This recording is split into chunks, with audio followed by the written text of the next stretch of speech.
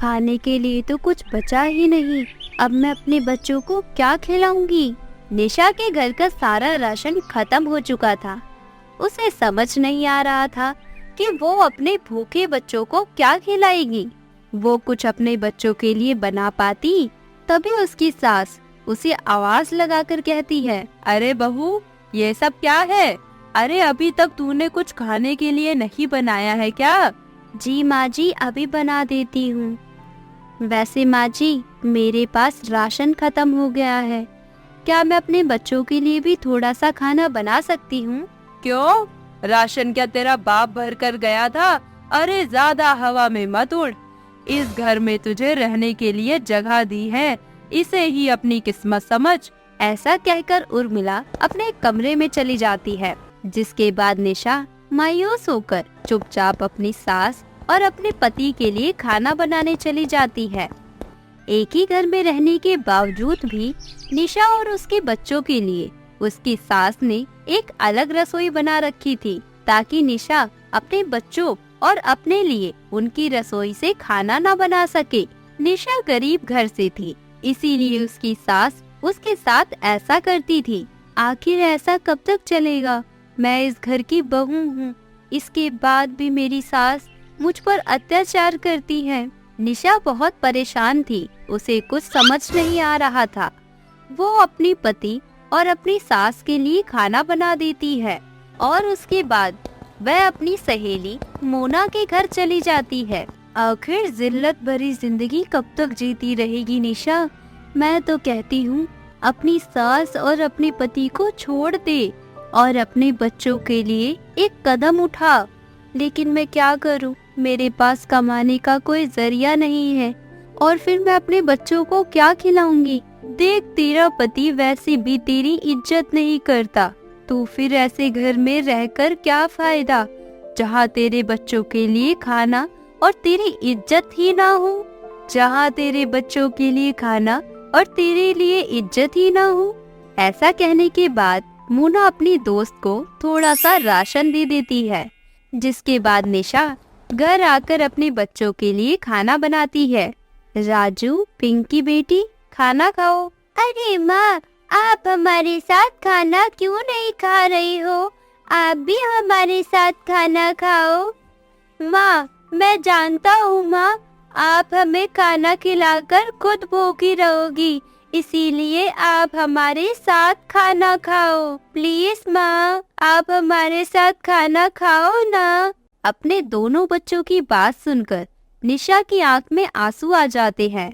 जिसके बाद वो बच्चों को खाना खिलाती है और खुद भी खाना खाती है। देखते ही देखते रात हो जाती है और आधी रात के समय घर के सभी लोग सो रहे होते हैं। तभी निशा बच्चों से कहती है, चलो बच्चों, अब यहाँ से, अब हम यहाँ नहीं रहेंगे, हमें अभी के अभी यहाँ से निकलना होगा। निशा अपने दोनों बच्चों का हाथ थामकर और थोड़े से कपड़े लेकर घर से निकल जाती है। देखते ही देखते वो जंगल के रास्ते दूसरे गांव में जाने लगती है।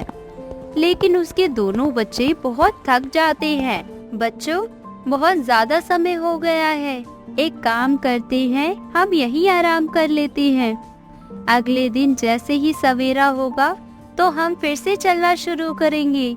निशा अपने दोनों बच्चों को लेकर जंगल में ही सो जाती है। अगले दिन जैसे ही सवेरा होता है वो जंगल के रास्ते दूसरे गांव में पहुंच जाती है, जहां गांव का हर एक व्यक्ति अपने कामों में मस्त लगे होते हैं। निशा दूसरे गांव में आकर अपने लिए काम ढूंढती है, लेकिन सुबह से शाम होने के बाद भी उसे कोई काम नहीं मिलता। लेकिन शाम होते ही वो एक कबाड़ की दुकान पर पहुंच जाती है। क्या मेरे लिए आपकी दुकान में कोई काम मिल जाएगा? वैसे मैं कई दिनों से ढूंढ तो रहा था, अब तुम आ गई हो तो चलो मैं तुम्हें काम समझा देता हूँ। तुम्हें ज्यादा कुछ नहीं करना है, बस प्लास्टिक का कबाड़ एक तरफ और लोहे का कबाड़ एक तरफ करना है। निशा अपने दोनों बच्चों को एक तरफ बैठाकर कबाड़ का सारा काम समझ लेती है। अगले दिन से वो कबाड़ी का काम करना शुरू कर देती है। जिसके चलते वो उसे डेली का 300 रुपए देता था। अरे वाह, इन पैसों से तो मैं राशन खरीद लूंगी और अपने बच्चों के लिए एक किराए का मकान भी ले लूंगी। निशा एक किराए का मकान ले लेती है, जिसके बाद वो अपने बच्चों के लिए खाना लेकर आती है। अपने बच्चों के साथ खाना खाकर सो जाती है। ऐसे ही उसकी रोजमर्रा की जिंदगी चलने लगती है। एक दिन अचानक से उसके हाथ में एक पुराना हीटर आ जाता है। अरे वाह, ये हीटर तो कितना अच्छा लग रहा है। वैसे भी अब सर्दियां आने वाली हैं, अब ये हीटर हमारे बहुत काम आएगा। एक काम करती हूँ, ये हीटर तो मैं अपने मालिक से मांग लेती हूँ। निशा अपने मालिक से उस पुरानी हीटर को मांग लेती है, जिसके बाद उस हीटर को अपने घर ले आती है और उसे चलाने की कोशिश करती है, लेकिन उसे चला नहीं पाती। तभी वो एक गिलास पानी लेकर उसके सामने रख देती है। देखते ही देखते वो गिलास सोने में बदल जाता है। हे भगवान, ऐसा कैसे हो सकता है? ये गिलास तो अचानक से ही सोने में बदल गया। निशा कुछ समझ नहीं पा रही थी, जिसके चलते उसने उस हीटर के सामने फिर एक और बर्तन रखा। अब मैं इस पतीले को यहाँ पर रख कर देखती हूँ। निशा जैसे ही हीटर के सामने पतीला रखती है, वो पतीला भी सोने में बदल जाता है। इसका मतलब ये कोई मामूली हीटर नहीं है, बल्कि जादुई हीटर है। जिसके बाद वह घर के सभी बर्तन को हीटर के सामने रख देती है, जिसके बाद वो सभी सोने में बदल जाते हैं। ये सब देखकर निशा बहुत खुश होती है और सभी सोने के बर्तनों को एक थैले में भरकर सुनार की दुकान पर जाकर बेच देती है, जिसके बदले उसको बहुत सारे पैसे मिल जाते हैं। अरे वाह, इतने सारे पैसे से तो मैं अपना खुद का घर ले लूंगी और मेरी सारी परेशानियां भी खत्म हो जाएंगी। निशा अपने और अपने बच्चे के लिए एक घर खरीद लेती है, जिसके बाद वो अपने घर में जरूरत की सभी चीजें भी ले लेती है। अब उसकी जिंदगी अच्छे से चलने लगती है। यह सब तो ठीक है, पर मुझे अपने बच्चों के अच्छे भविष्य के लिए मुझे अपने बच्चों को एक अच्छे स्कूल में भी डालना है। निशा अपने घर के बाहर से कुछ कंकर पत्थर इकट्ठे करती है और उन्हें घर ले आती है, जिसके बाद वो एक एक करके सारे कंकर और पत्थर हीटर के सामने रखती है, जिसके बाद सभी सोने में बदल जाते हैं। निशा वो सभी सोना उठाकर सुनार को बेच देती है। अब मैं इन पैसों से राजू और पिंकी का एडमिशन करवाऊंगी, वो भी एक बड़े से स्कूल में। निशा अपने दोनों बच्चों का एडमिशन बहुत बड़े स्कूल में करवा देती है। वहीं दूसरी तरफ निशा जादुई हीटर के जादू के चलते अपनी आर्थिक व्यवस्था को भी ठीक कर लेती है। वहीं दूसरी तरफ वो कपड़ों का भी काम करना शुरू कर देती है। वो एक बहुत बड़ी कंपनी खरीदती है और उस कंपनी के जरिए अपना बिजनेस शुरू कर देती है। कुछ ही समय में वो बहुत अमीर हो जाती है, जिसके चलते वो न्यूज़पेपर और अखबारों में भी आने लगती है। एक दिन निशा की सास और उसका बेटा मोहित उसे टीवी पर देखते हैं। अरे बेटा, ये देख तेरी भगोड़ी पत्नी टीवी पर आ रही है। तुम सही कहती हो माँ, ये तो निशा है, लेकिन इसके पास इतना सारा पैसा कहाँ से आया और ये इतनी जल्दी अमीर कैसे बन गई? अरे ये सब छोड़, मेरी बात मान और जाकर उसके पैरों में गिर जा, उसके पैरों में गिर जा। इसके जितना अमीर तो कोई भी नहीं है। हमारी जिंदगी बिल्कुल सफल हो जाएगी, हमारी जिंदगी बिल्कुल सफल हो जाएगी। उर्मिला अपने बेटे को लालच देती है, जिसे सुनकर उसका बेटा मोहित निशा के पास जाता है और उसके पैरों में गिरकर माफी मांगता है। लेकिन निशा उससे कहती है, तुम दोनों माँ बेटे ने मिलकर मेरे ऊपर इतने अत्याचार किए हैं कि अब मैं तुम्हें माफ नहीं कर सकती। मैं अपनी जिंदगी में अपने बच्चों के साथ बहुत खुश हूँ। अब मुझे तुम्हारी कोई जरूरत नहीं है। ऐसा कहकर निशा मोहित के सामने अपने घर का दरवाजा बंद कर देती है और घर के अंदर चली जाती है, जिसके बाद मोहित को अपनी गलती का एहसास होता है और वो वहाँ से वापस लौटता है।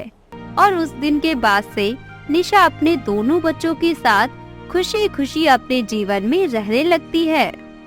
तो दोस्तों, आपको हमारी ये कहानी कैसी लगी हमें कमेंट करके जरूर बताएं। अगर आप चैनल पर पहली बार आए हैं तो हमारे चैनल को सब्सक्राइब करना ना भूलें। जल्दी खोलना, क्या लाई है आज खाने में? वही रोज की तरह आलू की सब्जी और रोटियां। वाह यार, तेरी मम्मी कितनी टेस्टी सब्जी बनाती है। ला, तू अपना टिफिन मुझे दे दे। रुक, तो ये रोज रोज मेरी आलू की सब्जी और रोटी क्यों खाती है? क्यों खाती हूँ? क्या मतलब? मुझे टेस्टी लगती है। आ ले, तू मेरा टिफिन खा ले। अच्छा, क्या लाई है तू आज? मुझे नहीं पता, खुद खोल के देख ले। अरे वाह, पनीर के पराठे। आना यार, दोनों मिलकर खाते हैं। तू खा यार, मैंने तो परसों ही खाए थे। मैं तो तेरा टिफिन ही खाऊंगी। ये कहानी है इन्हीं दो सहेलियों की, आरोही और राधा की। आरोही गरीब परिवार से थी और उसके पिता मजदूरी किया करते थे, जबकि राधा एक अमीर सेठ की बेटी थी जो कि एक फैक्ट्री के मालिक थे। राधा जानबूझकर रोज आरोही के टिफिन से ही खाना खाती थी और उसे अपना टिफिन दे देती ताकि आरोही भी अच्छा खाना खा सके। फिर एक दिन, राधा सुन, मैं कल कॉलेज नहीं आऊंगी। पर क्यों? तेरे बिना मेरा दिल कैसे लगेगा यार। अब वो मुझे पापा के साथ एक रिश्तेदार के यहाँ जाना है, जरूरी है। अच्छा, कोई लड़के उड़के का चक्कर तो नहीं है? हट पगली, ऐसा कुछ भी नहीं है। वो पापा के चाचा है ना, वो बहुत बीमार है, तो पापा के साथ बस उन्हें ही देखने जाना है। अच्छा, परसों तक तो आ जाएगी ना? हाँ, मैं कल शाम को ही लौट आऊंगी, तो चिंता मत कर। अच्छा, तो चल फिर एक काम करते हैं, मैं शाम को तेरे घर आती हूँ, साथ में गोलगप्पे खाने चलेंगे, क्या बोलती है? डन, बट टाइम से आ जाना, हर बार लेट करती है तू। राधा को पैसों की कोई कमी नहीं थी, लेकिन इस बात का उसे कभी जरा भी घमंड नहीं था। और राधा की यही बात आरोही को सबसे अच्छी लगती थी। पढ़ाई में राधा ठीक ठाक ही थी, जबकि आरोही पढ़ाई में बहुत होशियार थी। इसीलिए परीक्षाओं के दिनों में आरोही राधा की पढ़ाई में बहुत मदद करती थी।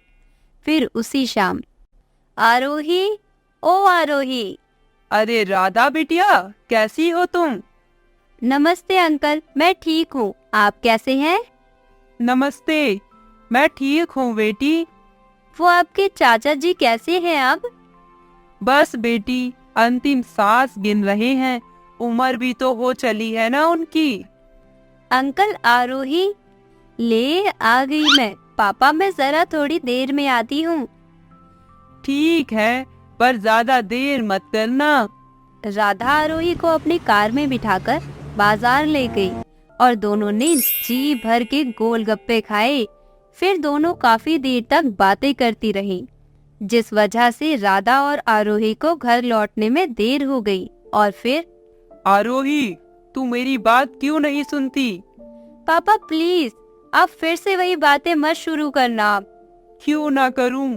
तेरे कहने पर मैं उस राधा के सामने कुछ भी नहीं कहता। पर बेटी, तू मेरी बात समझ, ये सारे पैसे वाले एक जैसे ही होते हैं। पहले खुद ही हमारे भले बनते हैं और फिर। पर पापा, राधा वैसी नहीं है, मेरा यकीन कीजिए। तुझे मैंने लाख बार समझाया है, तू उसे पढ़ाती है ना, बस इसीलिए वो तुझसे दोस्ती का दिखावा करती है। तू देखना, एक दिन जब उसका मतलब निकल जाएगा ना, तो वो तुझसे बात तक नहीं करेगी। इधर किशन आरोही को समझा रहा था, तो दूसरी तरफ राधा के पापा सेठ दीपचंद भी गुस्से में राधा का इंतजार कर रही थी। कहाँ गई थी राधा? वो पापा, मैं आरोही के साथ गोलगप्पे खाने गए थे, बस पास की ही मार्केट में। अरे तो मुंशी जी को कह दिया होता तो यही मंगवा लेते तुम्हारे लिए गोलगप्पे।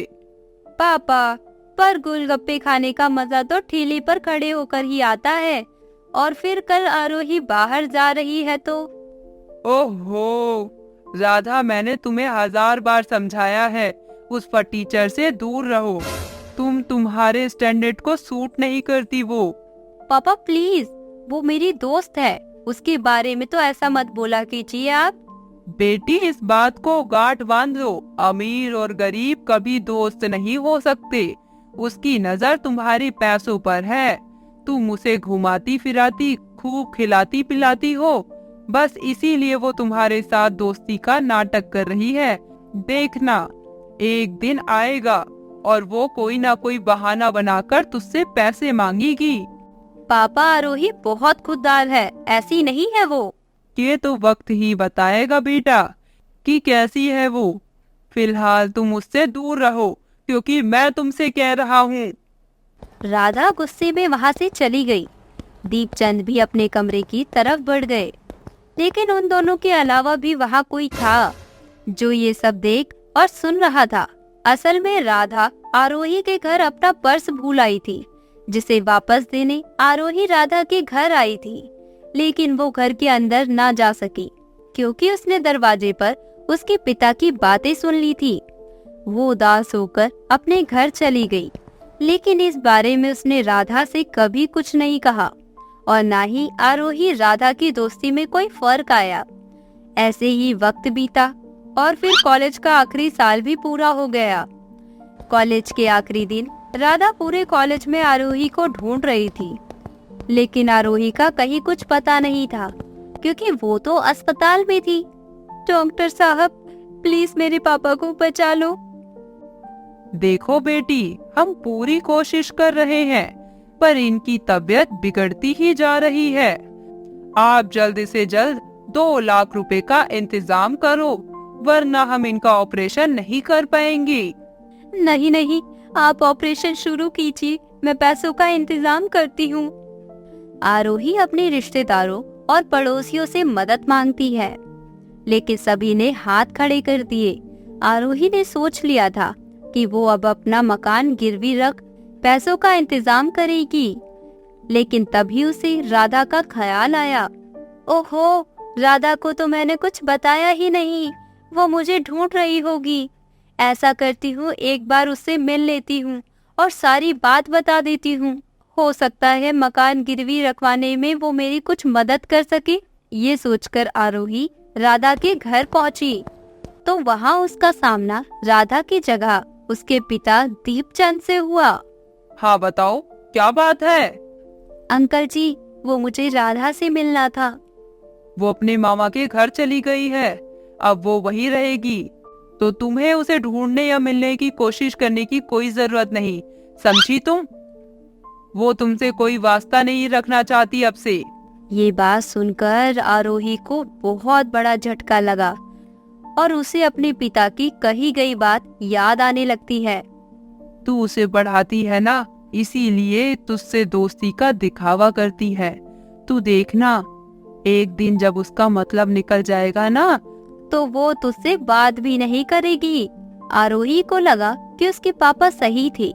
राधा ने उसे कभी अपना दोस्त माना ही नहीं था, इसीलिए वो उससे बिना कुछ कहे या मिले ही वहाँ से चली गई।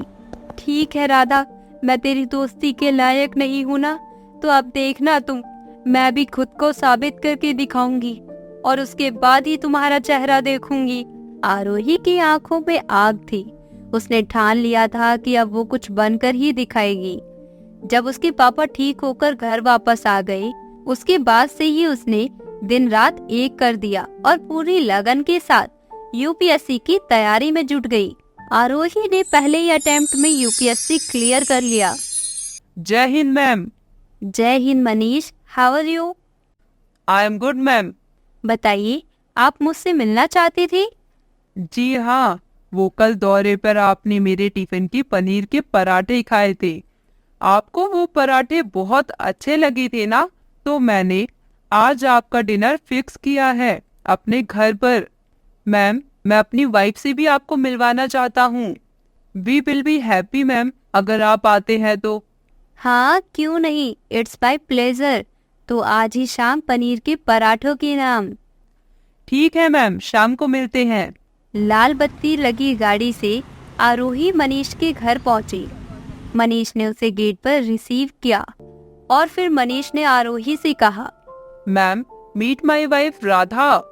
पूरे 5 वर्षों के बाद राधा और आरोही एक दूसरे के सामने खड़े थे। दोनों एक दूसरे को देखकर हैरान थे। तब तक आरोही ने मनीष से कहा, sorry Manish, I have to go. मुझे कुछ जरूरी काम याद आ गया है, बहुत अर्जेंट है। मनीष कुछ कह पाता उससे पहले ही आरोही तेज कदमों के चलते हुए अपनी गाड़ी में बैठ गई। वो गुस्से में लाल थी तो दूसरी तरफ राधा दरवाजे पर खड़ी खड़ी रोने लगी। इस बात को कई दिन बीत गए। फिर एक दिन जब किसी जगह दंगे की स्थिति पैदा हो गई थी तो मनीष वहाँ सिचुएशन को कंट्रोल करने में लगा था। लेकिन तभी एक दंगई ने मनीष पर एक हथियार से हमला कर दिया। मनीष को फौरन अस्पताल में भर्ती कराया गया और इत्तेफाक से ये था कि वो अस्पताल उसी ठीक इलाके में था जहाँ कभी आरोही और राधा रहा करते थे। मनीष के घायल होने की खबर सुनते ही राधा और आरोही फौरन अस्पताल पहुँचे, पर पहले राधा अस्पताल पहुँची। साहब, प्लीज मेरे पति को बचा लीजिए। देखिए, वो 1 मिनट बेटा, आपको मैंने पहले कहीं देखा है। आप तो वही है ना जिससे उस दिन उस गरीब की मदद की थी? हाँ, राधा, यही नाम है ना आपका? हाँ जी सर, पर आपने वो बात किसी को बताई तो नहीं ना? नहीं बेटी, पर तुम्हारी दोस्त आई थी बाद में। उसके हाथ में पैसे थे। सुना है अपने पिता को बचाने के लिए उसने अपना घर गिरवी रखा था, पर तुम्हारी मदद की वजह से उसका घर बिकने से बच गया। मैंने उसे नहीं बताया कि उसके पिता के ऑपरेशन के सारे पैसे तुमने दिए थे। नहीं सर, वो मेरे पापा के पैसे थे।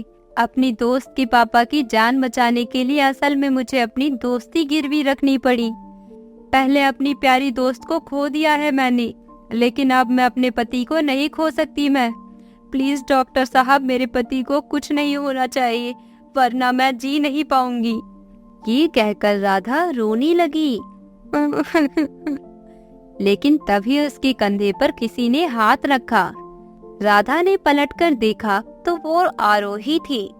तेरे साथ भगवान कभी कुछ गलत नहीं कर सकता, क्योंकि हमेशा तू ही सही थी मेरी बहन। आरोही की बात सुनकर राधा फौरन उसके गले लग गई और उन दोनों को देखकर मनीष भी मुस्कुरा दिया। उसके बाद डॉक्टर साहब ने मनीष को खतरे से बाहर बता दिया। तो दोस्तों, आपको हमारी ये कहानी कैसी लगी हमें कमेंट करके जरूर बताएं। अगर आप चैनल पर पहली बार आए हैं तो चैनल को सब्सक्राइब करना ना भूलें।